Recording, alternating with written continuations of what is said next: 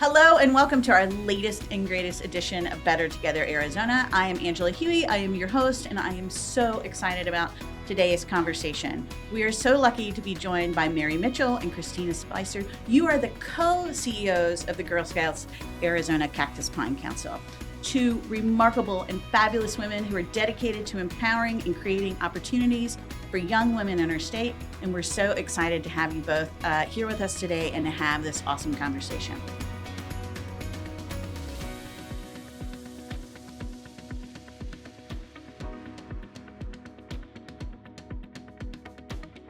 So for folks that remarkably may not have met you, which I kind of find a little hard to believe, but there are probably a couple of folks that haven't run across your awesomeness yet. Let's start by giving you both a chance to introduce yourself and tell us a little bit about your background. Mary, I'm looking at you. You want to kick us off? I saw you look at me. So I'm Mary Mitchell, and as you said, I'm one of the two co-CEOs for Girl Scouts Arizona Cactus-Pine Council, and I find that to be an awesome privilege. And I've got a great partner, Christina Spicer, and we do amazing work together. So I've been at Girl Scouts Arizona Cactus-Pine Council for 26 years. This is my 26th year. And what keeps me there is, of course, I think we have a really incredibly bold mission. And so I love that. It's been an honor of my life to help hold that mission. I'm a grandmother of 9. It's amazing. And a mother of 4. And I'm a native Arizonan, which I hold great value for. I love the state of Arizona. They're amazing people here.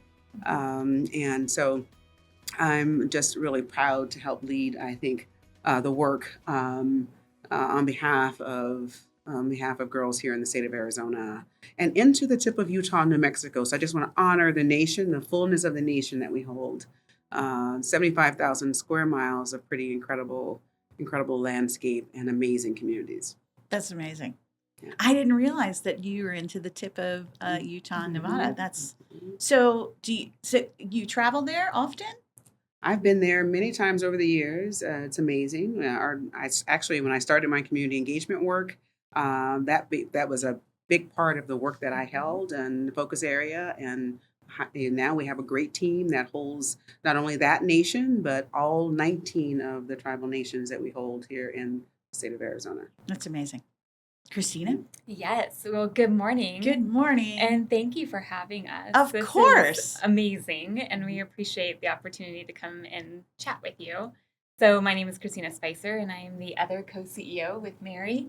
I have been with the council, so in July it'll be 11 years, which is just amazing. And I'm in full agreement with Mary that this is a mission around being able to build girls of courage, character, and confidence to really help them make the world a better place, right? So we're all about ensuring the fact that we create opportunity and access for all of our girls and their families. And so it is truly a gift. I was born in California, but I came out here when I was in 4th grade. So you're like, I'm a native. I count myself as a native. That counts. I feel like if you know what blows up in your car after it reaches like 115, I feel like you count. That's the litmus test. I feel like right? Don't put lipstick in your car after a certain amount of time. And so I have 2 kiddos, and I just love being here in Arizona and to be able to serve the state in the way that we get to do. Well, I mean, I think it's a testament to the Girl Scouts. You've been with them for over a decade. Mary, you've been with them for over 2 decades, and it's a testament to your leadership. So you are co-CEOs, which clearly is an innovative way to be leading this remarkable organization.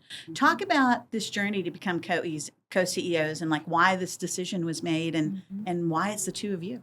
Yeah. Do you want to start? Sure, happy to start. So, look, I think we had an amazing sort of legacy leader, Tamara Woodbury, and 5 years into her sort of succession planning, she did a pretty amazing thing. One, she realized the complexity of leadership, the depth of leadership, and the power of shared leadership. And we see that anyway as a part of our model. We have troop leaders or co-leaders. We've got several leaders leading together. We had collaborative teams, which we emulated and built out. It's just the power of more than one, the multiplier of more than one.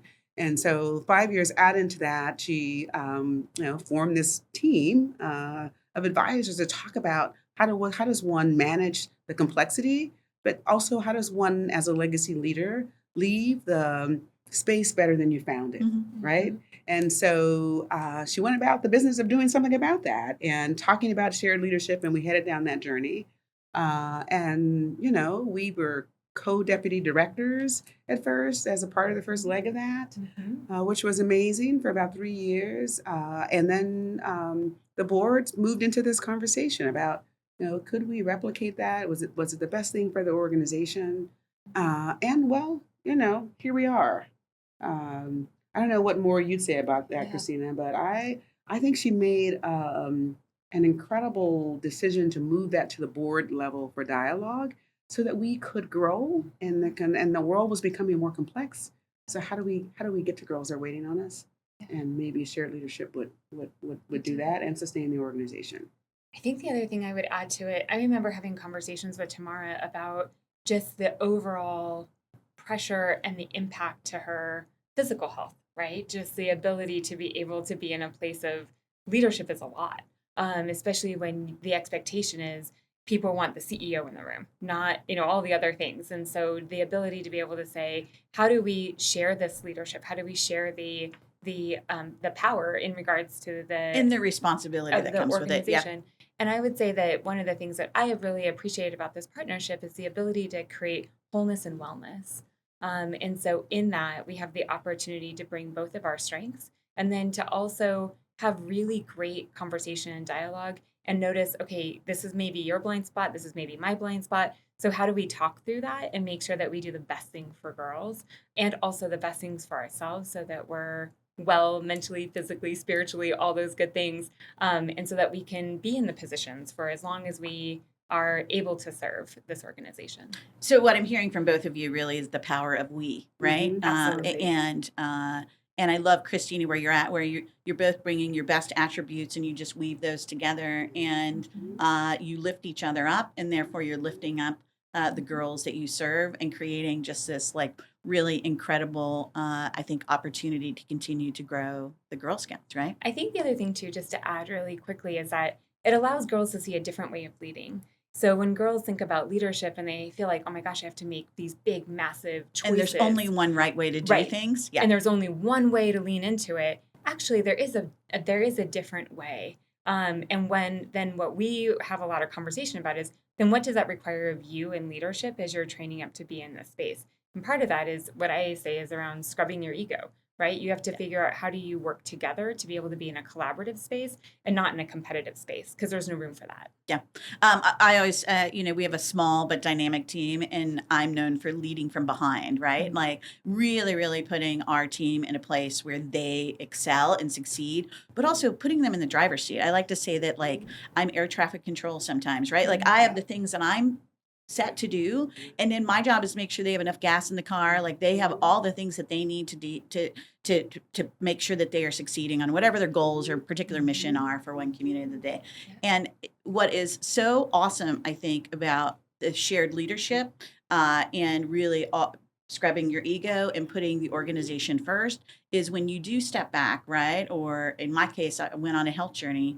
I don't think anybody even noticed I was gone, because this was such a remarkable and tight team, and they knew what to do, and they just kind of picked up the things that I used to do, and then they carried on, right? And so organizationally, we've just created such a sound organization, and it's very clear with your co-leadership, that's exactly what you're doing, which is so cool. So I was a Girl Scout when I was a kid, and I grew up in Ross, Ohio, and there was a Girl Scout camp, which was pretty cool. That I thought it was so cool that I lived in this small town, and you could take a right off of Lehigh Road, and there was this Girl Scout camp back in the woods, and that I lived in a town where there actually was a Girl Scout camp. But not everyone has had that awesome experience. So for folks who haven't, talk to us about what the Girl Scouts is really all about, and then specifically the Cactus-Pine Council, right? Your mission and the programs that you have for these young women that you are serving. Yeah, I'm happy to start. And then, sure. So, I think what we're about is about a lot of what you're talking about is about unity, sense of belonging, connection, and our programs are built around that. Juliet Lowe said in 1912, I have something for all girls, and we're going to start it tonight. And I think that anything that got developed around sort of programmatically stemmed from that. And so I think that's the first thing we're about is building community and sisterhood for girls.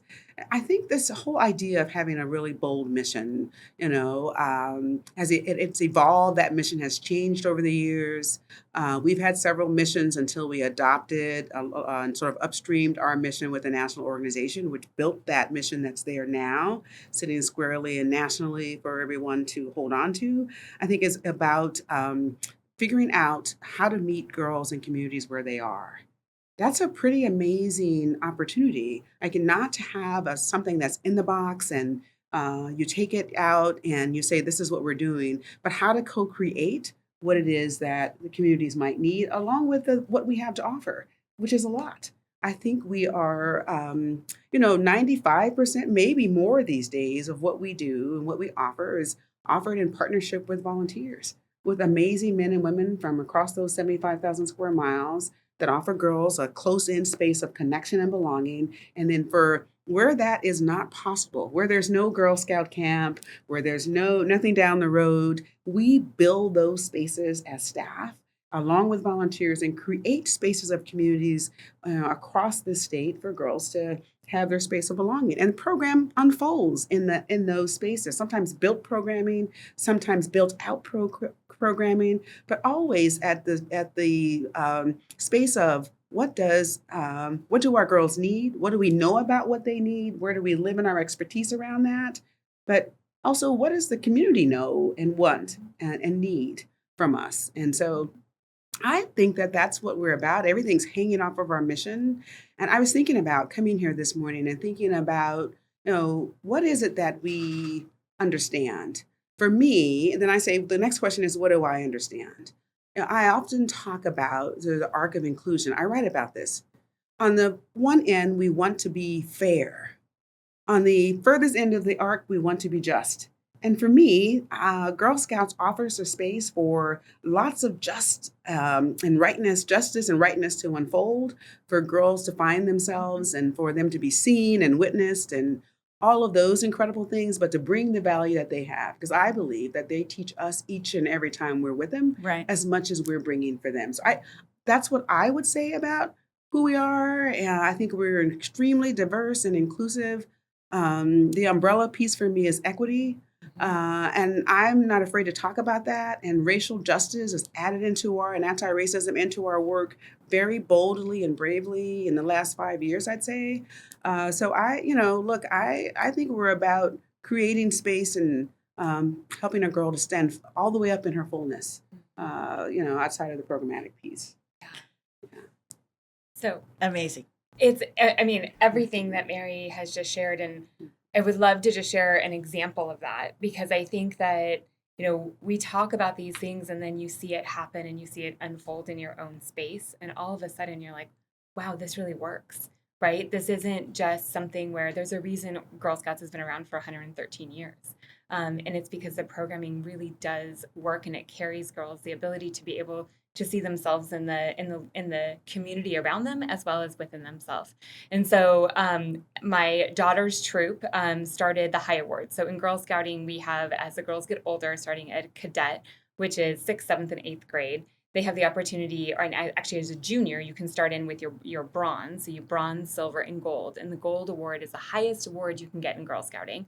And so they started down this journey. The troop leader was terrified. She was like, oh my goodness, this is a lot of work. This is a lot on top of all the other things that the girls want to do. How are we going to get this done? And I'm like, just kind of weave it in. And so the girls sat around in a circle and they brainstormed, right? What do we care about? What are the things that we see in our community that we would want to change? If we had the resources and the ability to be able to have our voices heard, what would that be? And it was quickly decided that the one thing they would want to change is bullying. They did not like bullying.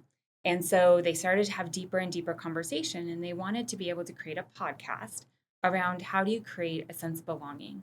So they started to interview different experts, they started to watch different podcasts, and they had the opportunity to not only have their voice heard, But then they had the opportunity of seeking the what is the project plan, right? So what are the nitty gritty components of developing a project? Then they actually had a chance to meet people, learn, understand, and then they had to use their voice and implement it, right? So then to see this whole thing come to life, these girls were so excited because what they took was this opportunity to sit in a circle to full on 3 episodes of a podcast about creating a sense of belonging.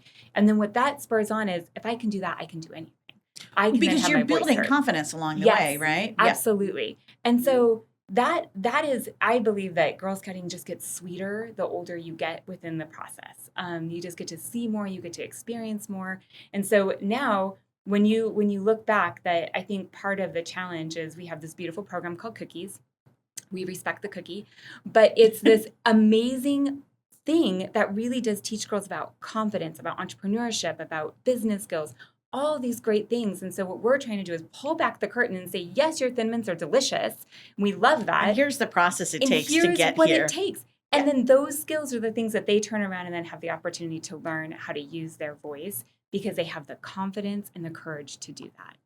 And what I'm hearing from both of you is trusting the process, right? Mhm. Like you have the building blocks, you start these young girls and women on their path, but then you really give them the opportunity to empower themselves and to make mistakes and That's to right. learn from those mistakes to get to, the end result. And that is, you don't teach that in a textbook, right? You can't that experience is so incredibly important.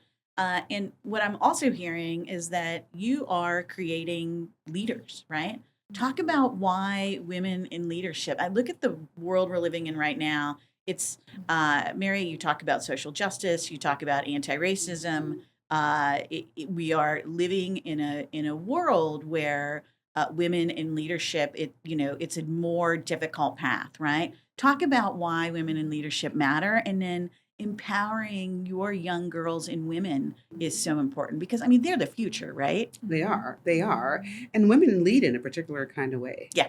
Right, and so I think that's the power of it. The ability to sit in a room, no matter who's there, understand what's happening in that room, and then to step in the space of using one's voice and talking about what's the need of everyone in that room and what's the purpose of that dialogue or conversation or where we're headed. Who else needs to be like they're collaborative? Who else needs to be at the table? Our National Leadership Institute a few years back did a lot of research around how girls want to lead.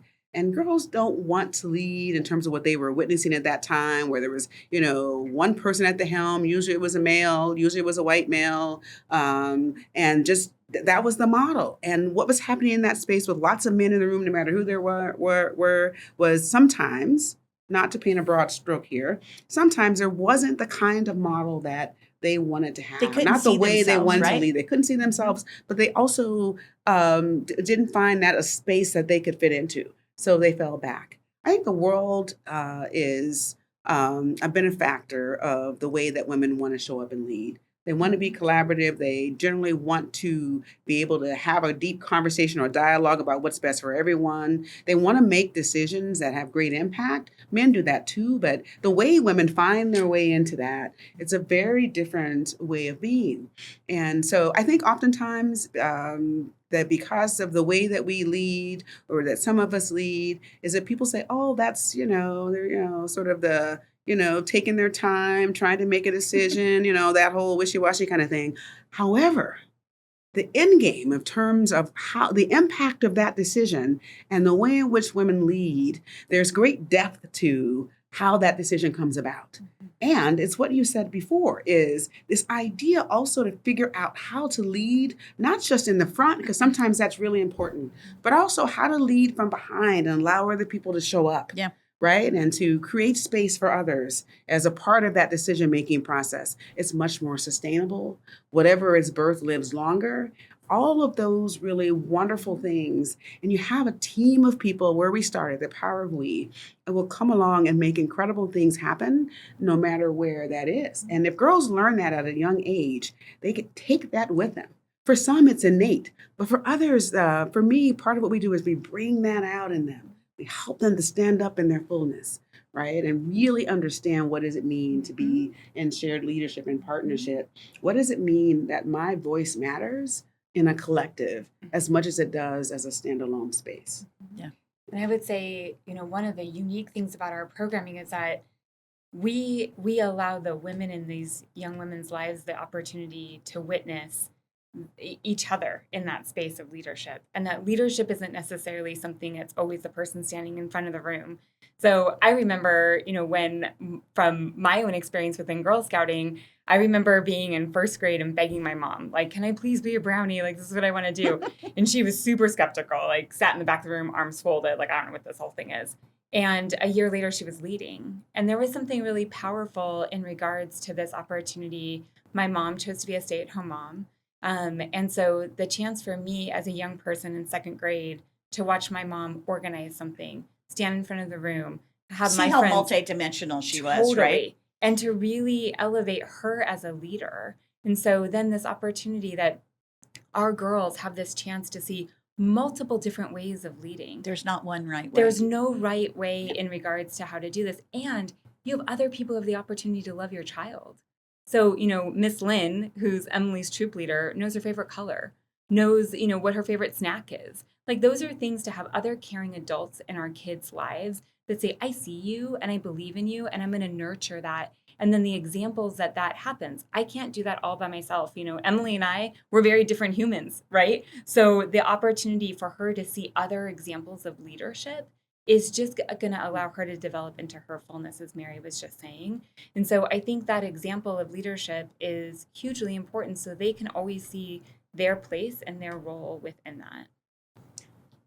Talk about how empowering women and young girls to be leaders impacts boys, right? Like, I mean, I think it's so important. Like, every generation, we still clearly have work to do, right? But like, I remember like entering into the workforce and like women had to wear skirts below their knees and, and being out as an LGBTQ person likely meant that I was putting my job at risk, right?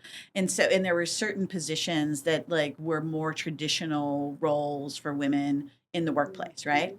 And we're having this interesting masculine moment in America right now.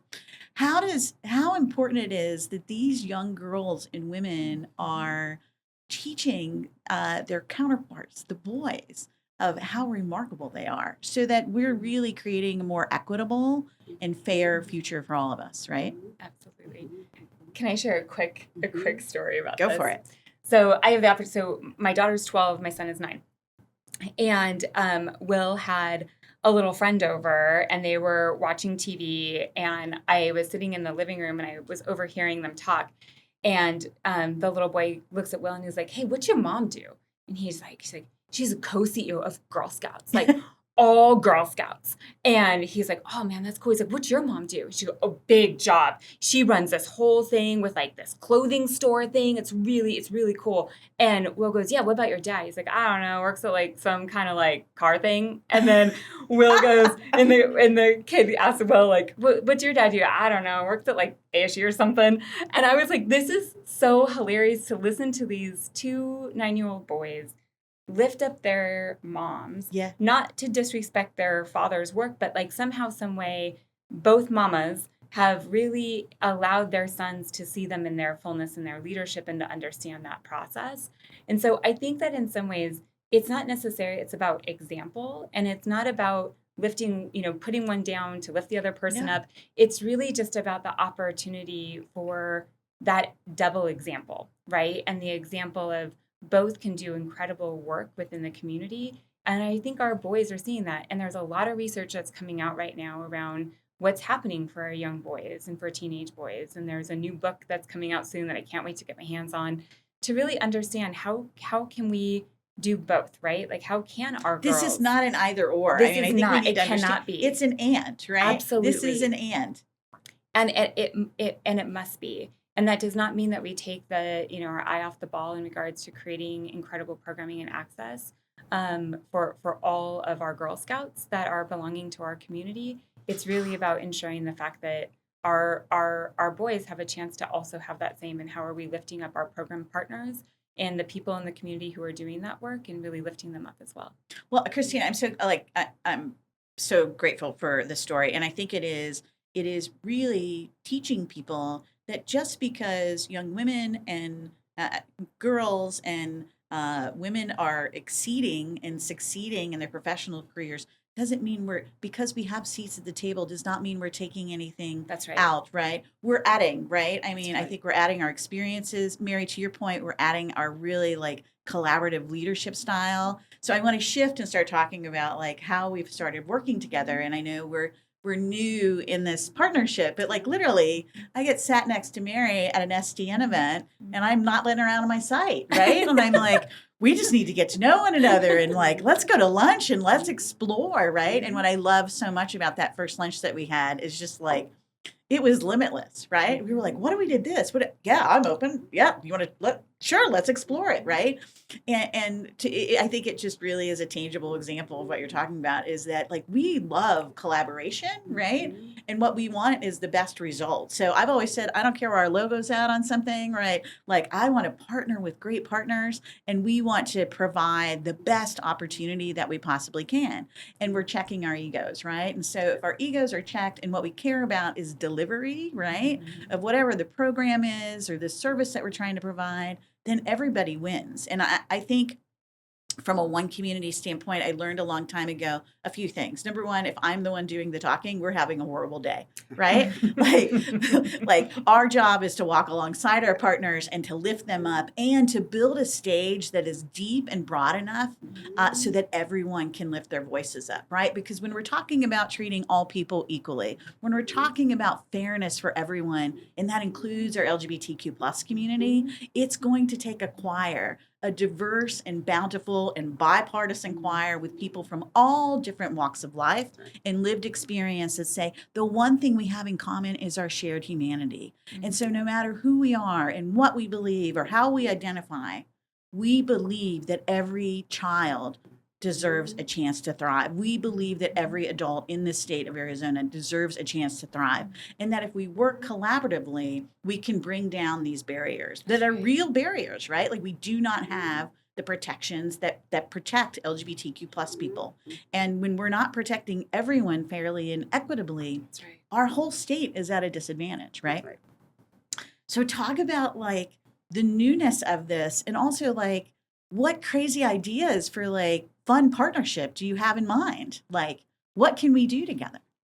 I think it's limitless. First of all, I think it's limitless. So I don't know. I think we can co-create what that experience needs to look like. I think we can talk about how do we ensure together that all girls are not just seen and witnessed, but that their value is offered in the space, right? Because I think that it's one thing to have a space for people to show up at, but it's quite another to think about what value they bring to that space. So I think there's an opportunity to talk about how all Arizonans, I think you have the best name in the world in terms of one community.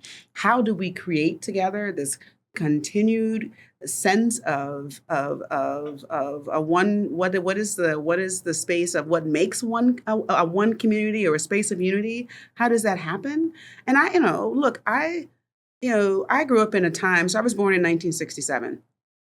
We were just coming out of the, civil rights era. There was lots of great talk in the 70s about, what will be birthed, what needs to happen. But this idea of unity was very present. It's actually on my CEO badge, unity, equity, and love, right? Those are the spaces of depth. I was born into that, born into the space that there should be justice for all people, born into a space where people are sitting around talking about how do we make it better for everybody. There was not a distinction in the spaces that I lived in about you're this or you're that. Sure, that surrounded us. We wanted people to have unique identities. But when it came right down to it, everybody brought value. And I brought that into how I live my life. And I bring that into our partnerships. And so I think that it's limitless what we could create together. I'm excited about the possibility around how do we say more about that? How do we create spaces for girls to say more about that? And how do you, as an organization, live that value out loud, right? And how do you do that in partnership with you and with others? I don't know, we sit at our table with our leadership team, and we're always thinking about how do we create enough space for all girls? Like, how do you live out what that means? And who can help to, get a girl there, whatever space she's in? So I don't know. I think it's limitless. The possibilities of what we could create together, what we could say about what it means to have a space to be seen, witness value, bring your best self, all of your talents and experiences to the table. I think it's limitless. Yeah. Before I answer the question, Angela, I just want to acknowledge what has been created with One Community, because that is incredibly special. I had the opportunity of sitting in at your lunch, and I was a mess. Like, I came up to you. That's a good day for us. I came up to you afterwards. The Reverend Bishop Riddell. Yes. Yeah. I think I scared her. I walked up to her, I had tears rolling down my face. I'm like, I just love what you shared, and I love what you said, and I just thank you so much. I hugged her. I think she was like, oh my gosh. And then I had an opportunity to sit with her and to have lunch with her and understand her story and just to connect. And I think that what you created in that lunch was unique stories of people being able to say, this is who I am and this is what it is. This is when I made a mistake and I'm going to do better, and that's okay. And we're all learning. We are all learning, and I think that what you've created, some of the most important. Yes, this idea that we have to be perfect, I think, keeps us from being as good as we can be, right? Yes. Because there's so much fear about making a mistake and just being bashed, right? And I'm like, we're just human beings. We're gonna I make mistakes all the time. Ask Sherry, ask my wife. I make mistakes all the time. But that's the beauty of partnership, right? And so going back to this idea of shared leadership can also exist at a community level. Right? Where we're sharing an outcome, we're sharing a mission to be able to create unity. And so this opportunity to, as Mary said, how do we co-create? And I think that you're setting the standard about how can we acknowledge, have grace, have patience, and be a learning community in regards to how we make the world a better place together. And that's, what we're all about, is how do you help make the world a better place within our values. And I also think our girls have a lot to say. Yeah. They have a lot to say, and they are living in a unique time and their experiences. And so, one of the things that we're consistently, and our marketing team does such a great job about this, but how do we champion girl ambition? How do we champion the girl voice and allow them the platform to say, here's some questions I have. Here's some curiosity I have about the world around me. And you all adults, you may not have all the answers, but here are the questions. And so how do we do that? How do we work together to be able to make sure that our girls have the place to learn and ask great questions? And I love what you're saying too, Christina, in that it's also okay if we don't have all the answers. Right. I think just we're all on this journey. We are lifelong learners, and we are in spaces and in a place in our country and in our state that we've never been in before, right? And so it's important that we give each other grace and space, and that we, I think, are gentle with one another, Yes. And we explore what the opportunities are in front of us, right? Absolutely. And not just talk the talk. How do you walk the walk? So one of our staff members said that the other day. We were asking a question. Someone asked, one of our funders asked them a question about who we are. And I was never so proud to have one of our senior leaders say, so they are people of integrity who not just talk the talk, they walk the walk.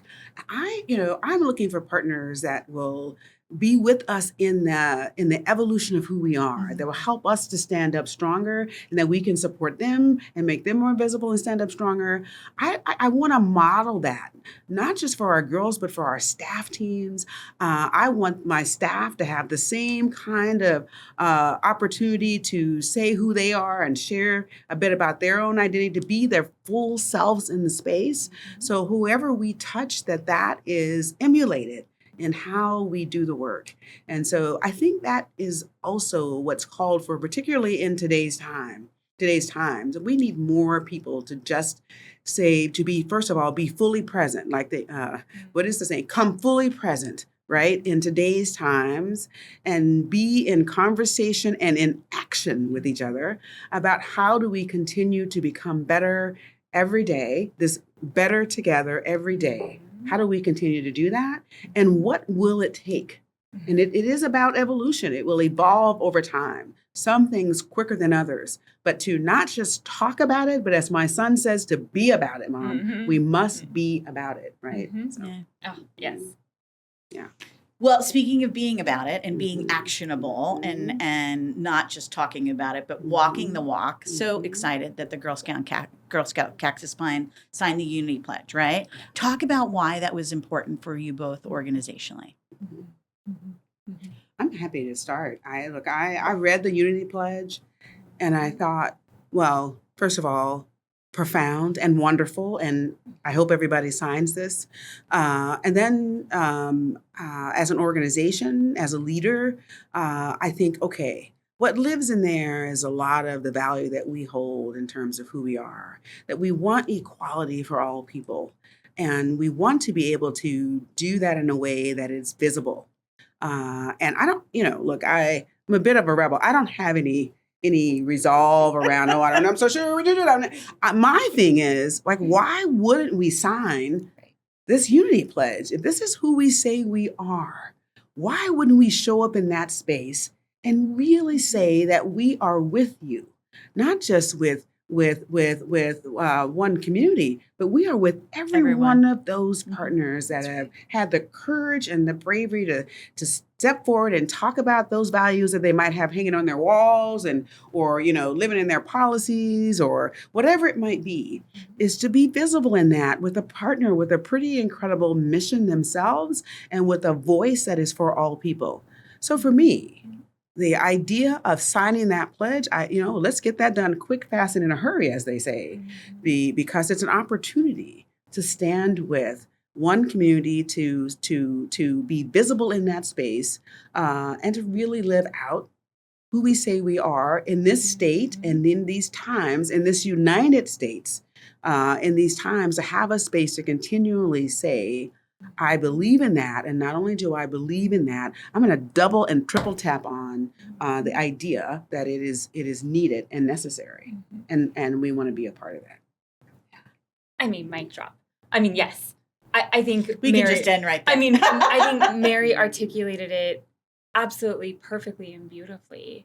And the fact that we have the opportunity, again, this goes back to gratitude to you, Angela, and to the work of one community, to be able to have something like this, that you can understand who's with you and that you state it, right? Boldly, proudly, right up front. That's an honor to be able to sign and to be able to be part of it and to be able to make sure that people know that we're with them and they're with us. And what would it be like if you weren't there? Right. I was thinking about that this morning on my drive in. What would it be like if one community was not there? Yeah. Like we'd be in a different time in the state. And you showed us sort of this pretty incredible journey and timeline when we came into the studios this morning. And so if one community was not here during these times in the state of Arizona, using a collective voice birthed by I think a dream that you had and others came along with, like what would be happening right now for people who live that identity, but for people who where their circles are attached to that identity, incredible businesses who are having some of the same values and are trying to figure out, how do I push that out? Like, how do I say that I'm in and everybody matters in this state? Like, what would be going on right now in these times, giving the messaging that's showing up in the world? What would be different is my question if one community was not here and hadn't laid a foundation for all of the possibilities and all of the need that exists for all people at this time. I think we would not have as much hope as we have. Like, I just keep talking to folks saying, like, you have to look at where we're at and see it as a football game. And there's 4 quarters, and we're in the first quarter. And our job right now is to play really good defense, right? But because we've created these trusting relationships for over 16 years now, and folks know that they're safe in asking questions and trying to navigate these uncharted waters, we're able, I think, not only to stand beside our partners, but to help give them strength, right? And we have a saying that a friend that retired from Fry's years ago kind of gave us, and we've borrowed it forever. And she says, "No one wants to be first; everyone wants to be second." Mm. And I think in 2025, that saying should be, "No one wants to be first; everyone wants to be like 10th." Right. Mm. So it's difficult to want to be out front right now, because what we are seeing in this world and what's happening in Arizona and throughout our nation is that those that boldly lead and believe in inclusion and belonging for all will be punished. But if we can walk through this, and my other, like, as I've digested where we're at, and I keep evolving on this, the other thing that I've thought about is my health journey in 2023. And I will never forget having like had surgery, and they're like, okay, now you have to go into treatment. And I set up this hour-long phone call with my health advocate, this remarkable woman named Letty. And her job is to explain to me all of the horrible things that are likely going to happen to me in my health journey for the next 4.5 months. But if I am brave enough and courageous enough to walk through this, I can get to the other side and I can be healthy again, right? And she says something to me, because it's overwhelming. Like, your senses are just going, I'm like, oh my gosh, this is wow. I mean, I have the notes on it. It was quite the ride, right? But she says to me the thing that I held on to, which is, I need for you to walk through the pain. And if we commit to walking through this together, if we don't leave people behind, if we take the road ahead and we choose to commit to doing this together, we can come out of this on the other side healthy. And we can come out of this on the other side as a state that values every one of us. And we can come out of this on the other side better than we went into it. And so my encouragement to our friends and our partners is to walk alongside of us. And my promise is to continue to walk alongside of all of you. Mm. And That's if we beautiful. commit to that, Mm-hmm. we're going to get through this. Yeah. Yeah. How do we see the other without othering? Mm-hmm. Yes. Right? How do we see even the opposing side? How do we see the other without othering either of the sides? Right? And how do we do what is right and just for everyone? And I think sometimes that it requires immense courage, but it requires immense power. And that's what unity brings, is to link arms and to go into it together, the force of we, right, to create change. It's incredibly powerful. I think about these stories my grandparents told me, and I think how people came through a time where they were not seen, but they saw themselves and they understand the power and the value that they had. And if they just kept moving, that things would change. Yeah. And it has in incredible ways. There's a long way to go. But I think it's true of this movement too, is how do we see the other without othering, right? To do what we want to have happen for ourselves and our loved ones, to ensure that everybody has that opportunity to be their full selves without judgment, shame, diminishment, but in celebration of what we all bring. Yeah. And I think our kids are watching. They're watching how we do this. And someday, our great grandchildren are going to say, I remember when my grandma did the X, right? And so how do you want that story to Defining be told? moments. That Right? we are living in a defining moment in our Absolutely. nation's history, right? And our trajectory, and for all of us. This is like, the question is, it really is like, are we going to streak back? Are we going to lean in? And are we going to remind ourselves in the power of we? Because if we believe in the power of what we can do together, we're going to be okay. Yeah, Be I okay. believe Yeah. that. Yeah. I mean, we're going to get knocked around a little bit. Don't get me wrong. I mean, these knees are banged up. We're all going to be a little scraped up, but it'll We'll heal. be okay. Yeah, we're going to be okay. Okay, so on that note, final question, right? Looking ahead, what's your dream for Arizona? So, do you want me to start? So, my dream for Arizona is that every girl has the opportunity to live into their fullest self. and that they have a community that truly invests and believes in them, and that our girls have a fundamental belief that this beautiful state of Arizona invests in them, and they know that. And so that they have fertile ground to be able to fully grow. That's my hope. Mhm. So, I think Arizona is an incredible place to live. I think there are amazing people here doing incredible things.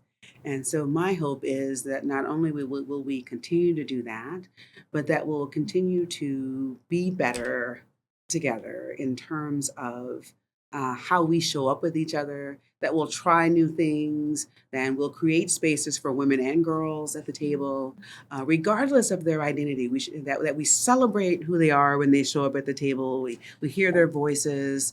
We ensure that they're seen. We lift them up, and that when I'm gone, what I hope that Arizona is, you know, um, a place where my grandchildren and I'm emotional about this, Yeah. where my grandchildren and my great grandchildren can show up in all of their fullness, that they will be valued, and that when I leave, that there's no worry about how people will treat them, whether or not they will accept them, and that they will find their voice and help make Arizona better too if they choose to stay here. I just hope that we're moving constantly in the direction of fairness. Oh my goodness, fairness and justice and equity for all people. And I hope that's my legacy for as long as I'm with Girl Scouts, but also when I can look back and I'm ready to go, that everybody who's with me, that I have brought into the world or become a part of my circle and beyond, that, when I look back and I get ready to take that journey, that I can say I left it better than what it was, and the people that I'm leaving behind have every opportunity and every chance, to live into their greatness. Well, that's a beautiful future. Thank you both. Thank you.